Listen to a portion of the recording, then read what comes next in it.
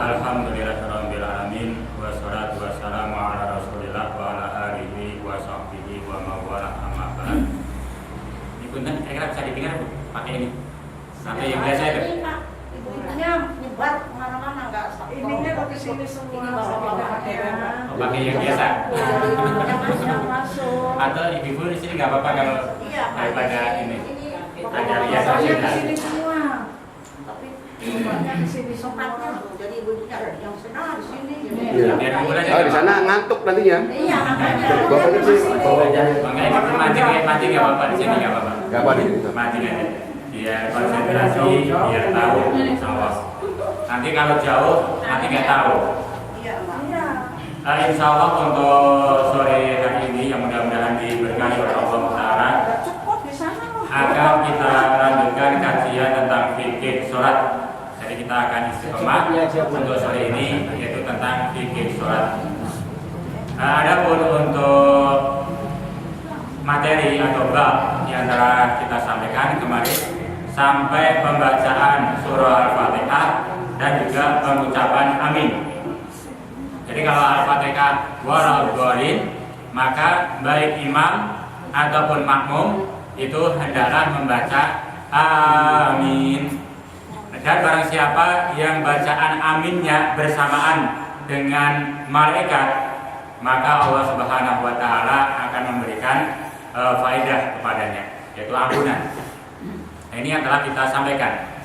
Nah, adapun untuk kesempatan hari ini akan kita sampaikan tentang apa yang dianjurkan oleh Rasul atau disunahkan oleh Rasul setelah membaca amin. Ada sebagian ulama seorang imam setelah membaca amin itu disunahkan berhenti sejenak. Ada tidak berlama-lamaan, berhenti sejenak, kemudian membaca yaitu surah dari surah Al-Quran. Dan yang paling usul, yang paling pokok dalam hal ini adalah matayassara minhu, membaca surah Al-Quran yang paling ringan, yang paling mudah. Jadi bukan yang berat-berat, yang paling ringan, yang paling mudah. Itu dalam hadisnya. Jadi setelah membaca Al-Fatihah, amin, maka baca Al-Quran.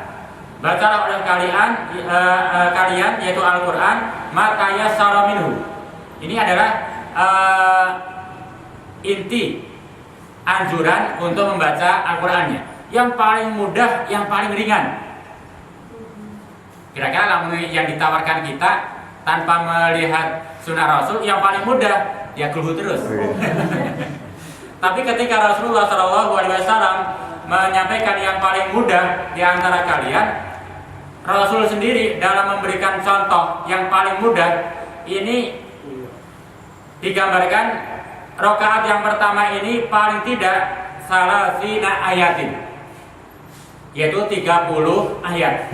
Dan untuk rakaat yang kedua khamsu asrati ayatin, itu paling mudah itu. Jadi rakaat pertama itu biasa Rasul membaca minimal paling tidak 30 ayat. Rakaat yang kedua 25 ayatan. Nah, rakaat yang keempat, 3 dan 4 ini terkadang Rasul membaca, tapi yang terbanyak Rasul tidak membaca surah. Jadi setelah amin, maka langsung melakukan ruku. Itu adalah matayassara minhu. Nah, bagaimana kalau misalkan kulhu? Nanti ditambah yang lain. Jadi bisa dalam pembacaan surah setelah Al-Fatihah, terkadang Rasul itu membaca satu surah penuh, terkadang sampai 2 bahkan 3 surah. Surah apa saja ini kira-kira ini? Yang dicontohkan dalam hadis, ketika sholat subuh Rasul membaca Al-Baqarah, Ali Imran. Nanti rakaat kedua An-Nisa. Maka banyak diterangkan ketika sholat subuh, selesai sholat subuh ini terkadang matahari sudah terbit. Itu hal yang biasa dan itu boleh, sebab dinilai dari awalnya bukan matahari terbit, awalnya tepat. Nah selesainya kapan itu boleh-boleh saja.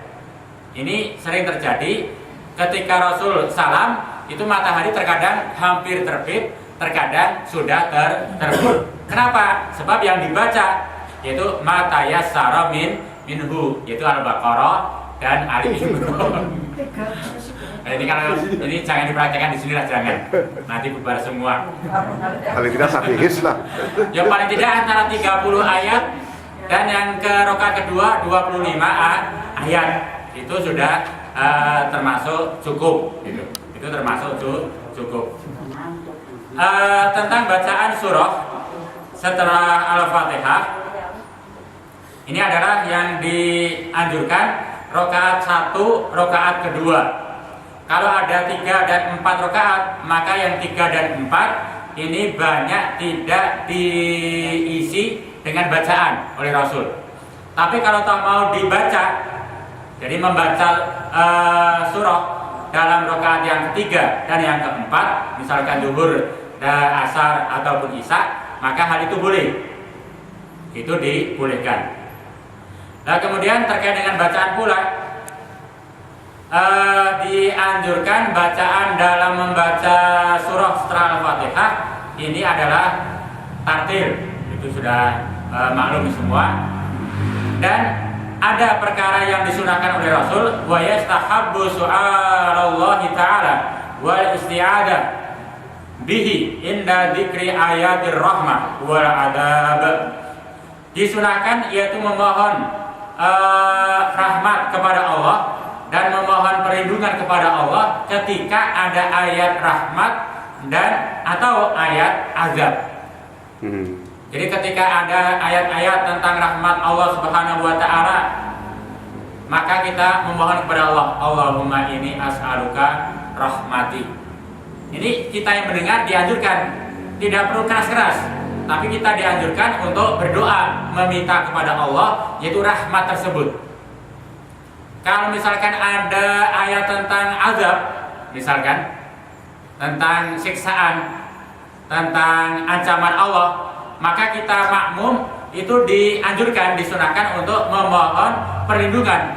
Allahumma inni a'udzu bika min adabi jahannam. Misalkan ada kalimat neraka, ada nar, ada jahim, ada jahanam. Tak artinya apa nggak tahu, kok ada kata-kata jahanam. Ini berarti tentang neraka jahanam ini, siksaan. Maka kita yang mendengar dianjurkan, Allahumma inni a'udzubika min adabi jahanam. Itu disunahkan. Tapi kita orang Jawa nggak tahu arti bahasa Al-Qur'annya, rahmat adab ya tidak tahu. Kalau orang Arabnya tahu. Maka ketika ada ayat yang lewat tentang rahmat Allah, tentang nikmat Allah, tentang kebelas kasih Allah, itu alhamdulillah berdoa, Allahumma inni as'aluka min rahmati, misalkan. Nah, itu termasuk perkara-perkara yang al-mandubah atau yang disunahkan atau yang disukai oleh Rasulullah Shallallahu Alaihi Wasallam.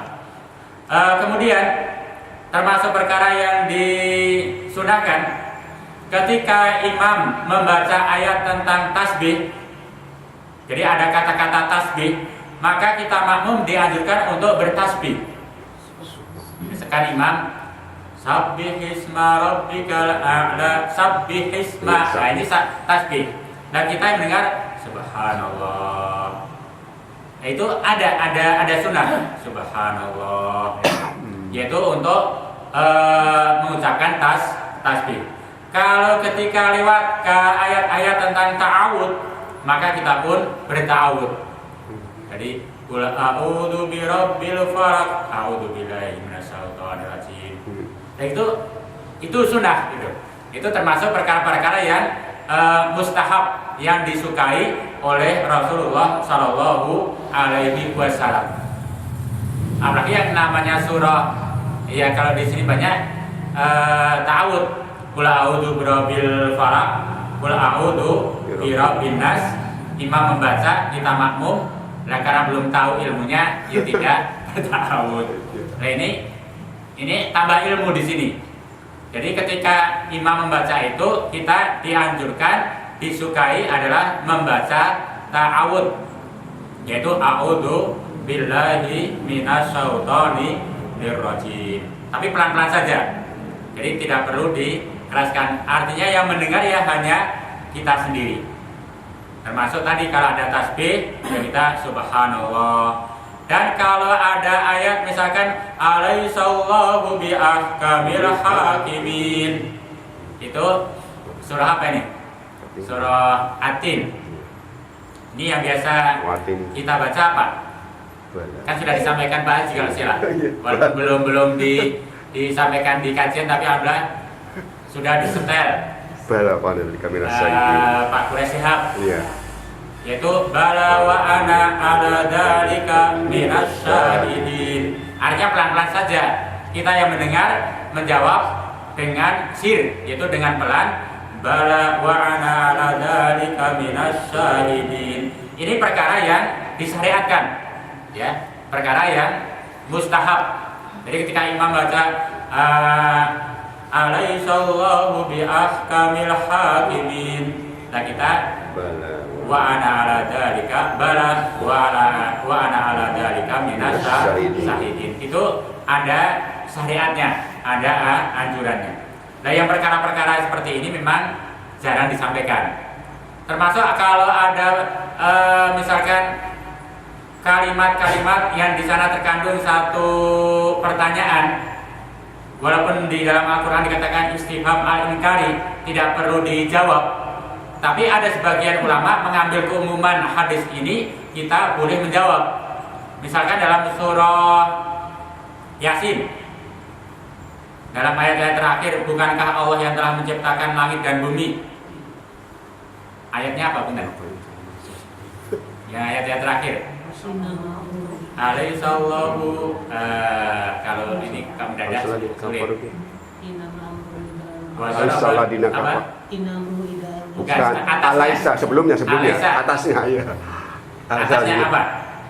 Alaihissaladina masalau wa nasiya khalqa qala may yuhyil idama wa hiya ramim qul yuhyiha alladhi ansha'aha awwala marra wa huwa bi kulli khalqin 'alim. Alladina sajar akhrina dan sajar amal salah di kolakos samawati wal ard. Nah itu. Kemudian apa Alaisa di kolakos samawati wal ard Alaisa alladhi khalaqas samawati wal arda biqadirin 'ala an yakhluqa mithlahum bala wa huwa khalaqul alim. Ini sudah ada jawaban di sana. Bala wa huwal khallaqul alim. Tapi bagi kita boleh.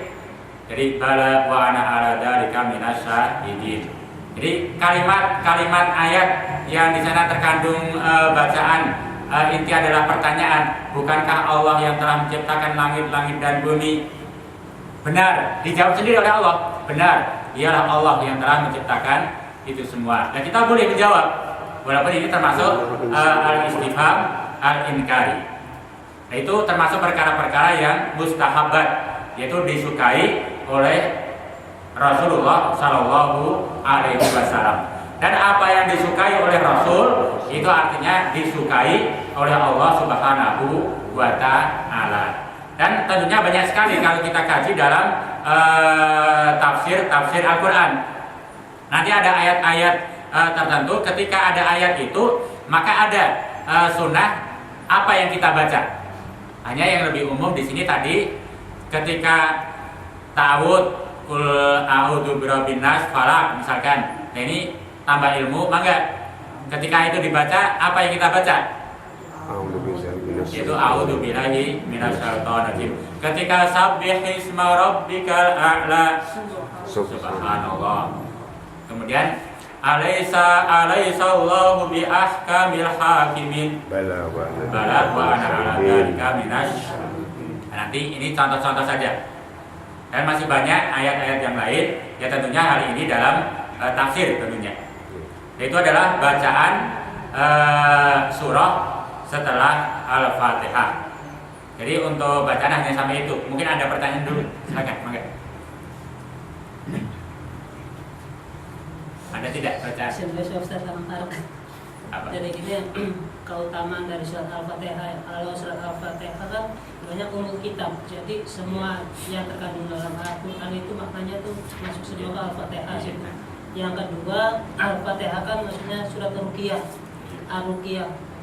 Jadi kalau Ar-Ruqyah itu ada sebuah cerita ini. Jadi seorang sahabat kepala suku itu pernah disengat oleh kalajengking. Nah, sedangkan waktu itu sahabat Rasulullah itu mencoba menyembuhkan yang terkena sengatan itu dengan cara membaca surat Al-Fatihah itu.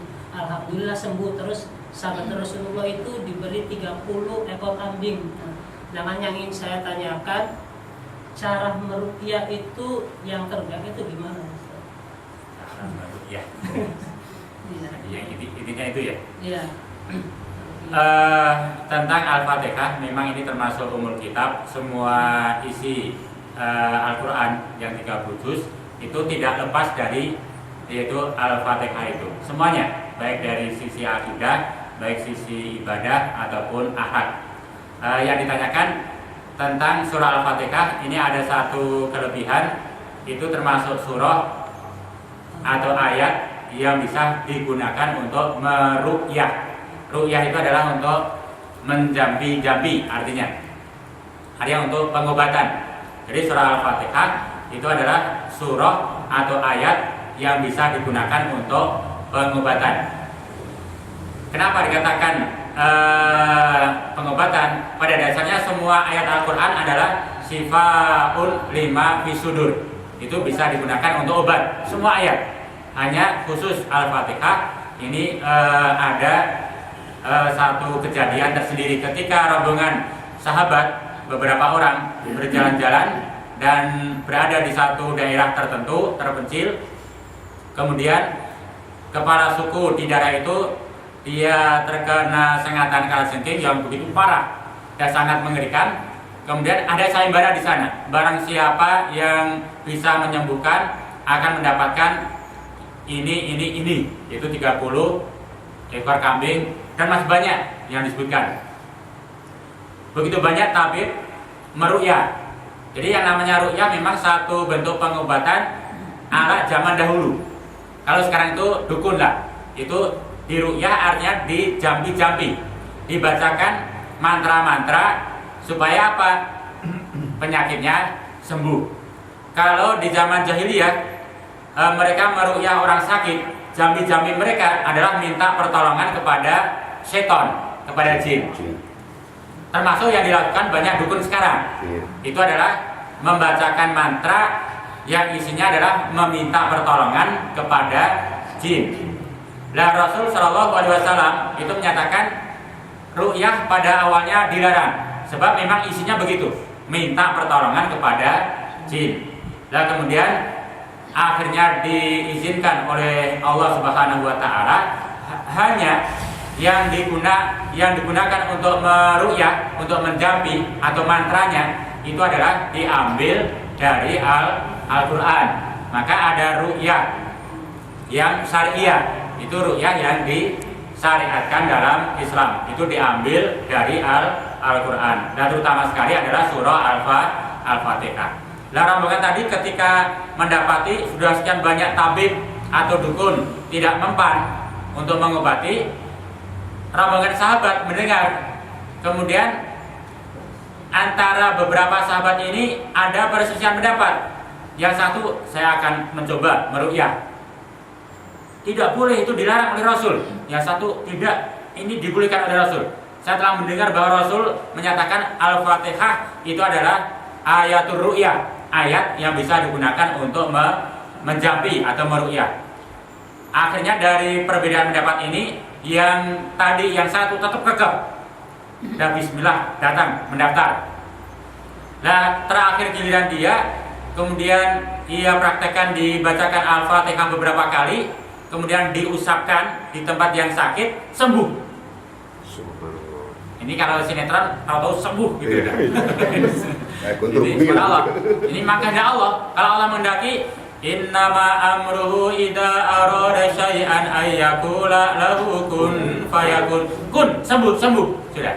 Itu kalau Allah menghendaki. Nah ini kebetulan ketika itu Allah menghendaki, dibacakan Al-Fatihah, diusapkan, sembuh. Maka akhirnya si yang membacakan Al-Fatihah ini hanya satu orang. dapat hadiah sekian puluh ekor kambing. Sebagian dimakan, yang satu udah saya nggak mau, haram, nggak boleh. Tapi yang mau ya makan, disembelih dalam perjalanan. Yang lain dituntun pulang. Dan sampai ke Madinah, Rasul dengar ini orang setelah jalan-jalan kok ribut-ribut, ada apa ini? Ditanya, ya Rasul, di dalam perjalanan diceritakan ini sampai meruqyah dan dapat kambing. Ini tetap makan, yang satu nggak mau karena hati-hati, haram dan lain sebagainya. Oleh Rasulullah, masih ada nggak kambingnya? Kalau ada, saya minta satu nih. Kemudian disembelih, Rasul juga memakan. Lah artinya hal itu boleh. Jadi meruqyah dengan ayat-ayat Al-Quran. Lah bagaimana cara meruqyah dengan Al-Fatihah? Pada dasarnya ini hanya bentuk doa. Jadi dicontohkan oleh Rasul dan juga para sahabat dan juga para ulama-ulama sekarang. Sebagaimana misalkan Syekh bin Baz, ini beliau seorang syekh besar, banyak penyakit, tapi umurnya panjang sekali dan berkah sampai matanya buta. Jadi memang dari kecil tidak bisa melihat. Beliau tidak mau ke dokter, sampai sakit apapun oleh kerajaan Saudi bawa ke dokter, rumah sakit, beliau nggak mau. Apa rahasia? Ketika ditanya oleh para mahasiswa, rahasianya syekh ini melaksanakan sunnah Rasul, yaitu meruqyah diri. Jadi bukan minta ke orang lain. Kalau bisa, setiap diri kita bisa meruqyah diri kita sendiri. Nanti ya tergantung keikhlasan kita terutama sekali, dan tergantung daripada kekuatan iman kita, keyakinan kita kepada Allah. Apa yang dicontohkan? Yaitu membacakan surah Al-Fatihah. Boleh dengan misalkan air di gelas, atau dengan telapak tangan ditaruh di mulut, kemudian membaca Al-Fatihah dari ta'awud sampai amin, kemudian diusapkan di tempat di mana kita merasa sakit. Itu adalah cara meruqyah dengan Al-Fatihah atau dengan surah Al-Fatihah ini. Jadi baca Al-Fatihah, yakin betul, pusing-pusing, tempelin. Ya, kalau nggak sembuh berarti kita belum ikhlas betul, yakin ini. Bukan ayat Al-Qur'annya ya, nggak mempan. Kitanya yang belum mempan ini. Boleh diulang-ulang terus, ya, diulang lagi, baca lagi, kemudian misalkan di sini agak pegel, Bismillah lagi, disapu-sapin. Ini adalah cara pengobatan secara syariah, itu secara syariat Islam, itu boleh. Nah, cara pengobatan dalam Islam itu satu secara syariah, yaitu dengan ruqyah. Yang kedua, boleh dengan cara ilmiah, yaitu kedokteran. Maka bagaimana kalau dipadukan? Itu boleh. Lebih bagus. Jadi di samping dengan cara ilmiahnya, dokter yang lebih tahu tentang hal itu, dan kita meruqyah diri. Bahkan ada ya kemarin, pekan-pekan kemarin, belum lama, jadi masih 2 minggu kurang lebih, belum ada, itu ke Dharma, ke Waduk Dharma. Ini ada seorang ibu guru udah pensiun, sakit kena kanker itu di lambung kiri besar. Nah kebetulan pas ke sana kita siang harinya, pas kumat besar itu. Kemudian alhamdulillah kita ruqyah bersama dengan beberapa teman. Setelah dibacakan Al-Fatihah dan juga surah-surah ruqyah yang lain, ini kempes. Kempes nih. Tapi kita sarankan jangan hanya berharap ke syariah, sebab ini kan hanya secara meditasi langsung Allah. Kalau Allah menghendaki langsung hilang. Tapi lebih baik diperiksakan. Setelah diperiksakan ke Wijaya, wah ini kanker besar, udah akut sampai nggak sanggup di sana. Maka harus dibawa ke Jakarta. Nah, maka ketika kambuh, alhamdulillah biasa nelpon ke saya, tapi saya kadang-kadang sibuk, nelpon ke Ustadz Fakih, kita suruh, Ustadz Fakih kalau ke sana, setiap kambuh, kemudian Ustadz datang, dibacakan Al-Fatihah, kemudian diusapin, itu alhamdulillah kempes itu. Jadi kempes, nggak terasa sakit. Dan itu hanya secara syariah. Nah, mudah-mudahan untuk pekan ini sudah dibawa ke Jakarta. Kemarin rencana keluarganya insya Allah bawa ke Jakarta, insya Allah. Itu untuk mengambil kankernya gitu. Itu tentang pengobatan syariah. Nah, ibu-ibu kita semua bisa ketika sakit apa bacakan sendiri. Iya. Jadi yang dilarang itu minta ruqyah kepada orang lain. Iya. Itu dilarang. Misalkan Mas Agus, saya kok pusing ya, tolong diruqyah lah, bacakan Al-Fatihah. Itu dilarang, nggak boleh. Tapi larangan ini bukan larangan an-nahyu lil tahrim, bukan larangan dalam rangka haram, tapi an-nahyu lil karohiyah, larangan dalam bentuk makruh. Jadi kalau Mas Agus pusing minta saya tolonglah saya diruqyah, itu nggak boleh, makruh.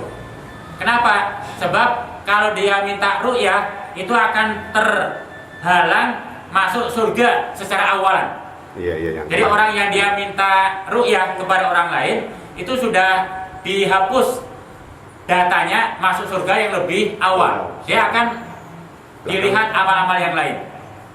Tapi bagaimana kalau misalnya yang minta orang lain? Jadi misalkan contoh Mas Agus sakit, kemudian orang lain minta, Pak Ustadz ini Pak Mas Agus sakit, tolong diruqyah. Itu boleh.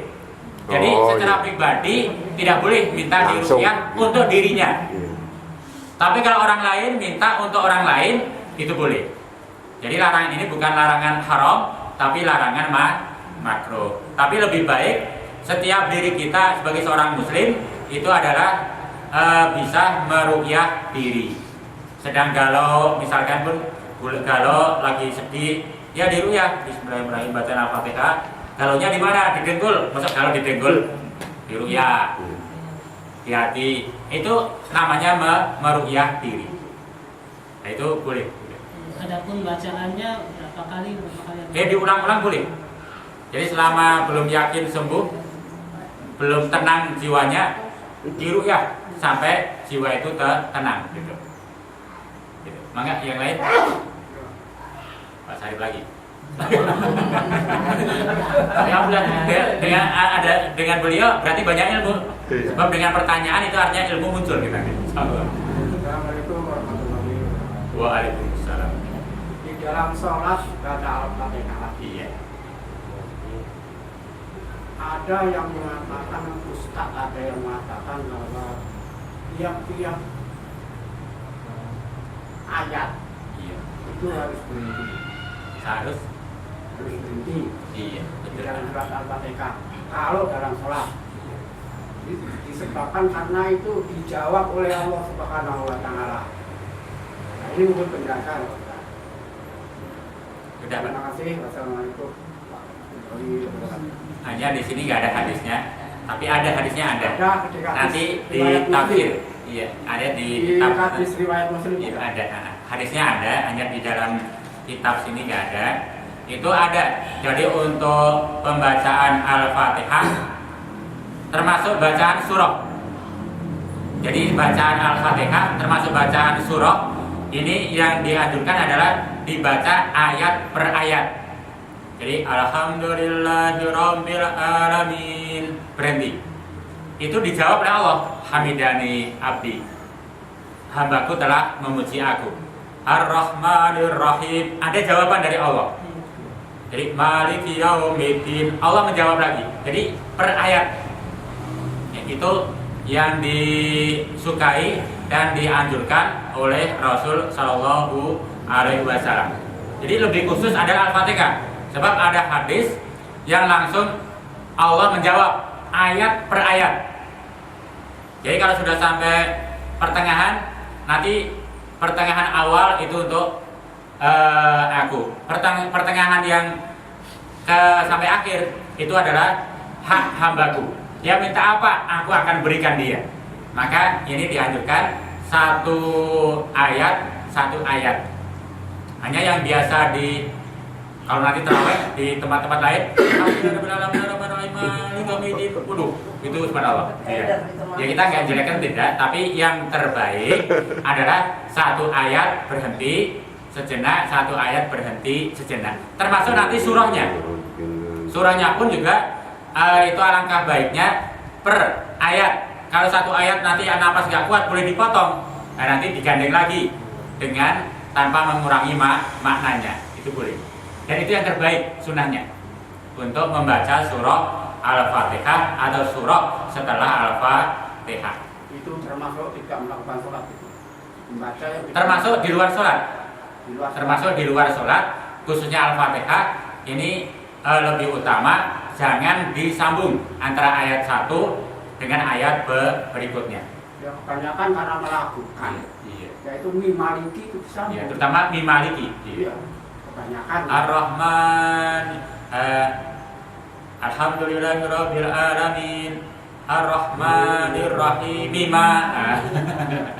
Itu kita nggak menjelekkan, tidak mencela, tidak, tapi lebih baik yaitu ayat Ar-Rahman Ar-Rahim, Maliki Yaumiddin. Iya. Jadi ma itu berhenti sendiri, berhenti. Itu ini ilmunya ada, hadisnya ada, hadisnya sahih. Hanya dalam bab yang di kitab saya ini nggak ada. Itu nanti dalam tafsir Ibnu Katsir pun ada. Hadis riwayat Muslim. Iya, Muslim. Dan itu sahih. Bentar. Barangkali ada yang ingin mempraktekkan ilmu tajwidnya. Iya. Dalam ilmu tajwid kan ada yang boleh diteruskan, Iya. ada yang lebih baik berhenti, ada yang harus berhenti. Barangkali ada tanda-tanda. Makanya alasannya apa kita nggak tahu. Hanya khususnya Al-Fatihah itu akan lebih utama, bukan menjelekkan yang terusin. Mungkin supaya dari ilmu tajwid, dari sisi qiraahnya, yang penting kan tidak menyalahi maknawiyahnya. Itu boleh secara lugah, hanya secara hadis sunnah memang lebih utama. Al-Fatihah pertama sekali adalah diputus ayat per ayat gitu. Jadi kalau menurut saya lebih baik diikuti hadis.